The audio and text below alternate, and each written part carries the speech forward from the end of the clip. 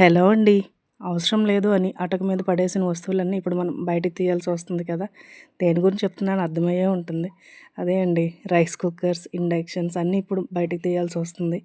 ఎక్కడో యుద్ధం జరగడం కాదు గానీ, ఇక్కడ మన వంటింట్లో ఎఫెక్ట్ పడుతుంది కదా! అండ్ మేమైతే ఇక్కడ రైస్ కుక్కర్‌లోనే కర్రీ కూడా ప్రిపేర్ చేసేస్తున్నాం. అన్నీ కలిపి కాలీఫ్లవర్, పొటాటో, ఇందులోనే ఆనియన్స్, ఉప్పు, కారం, టమాటోలు, కొంచెం వాటర్ యాడ్ చేసి అయితే ఇలా పెట్టేసుకుంటున్నాం.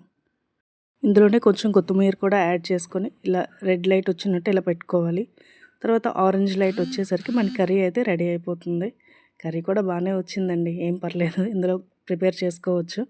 అండ్ యాజ్ యూజువల్గా రైస్ 2 గ్లాసెస్ రైస్ అయితే దానికి 4 గ్లాస్ వాటర్ పెట్టుకొని ఇలా డౌన్ చేసుకుని రెడ్ లైట్ వచ్చినంత వరకు ఉంచుకోవాలి.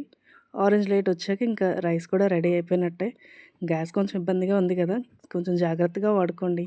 Thank you for watching. Subscribe for more.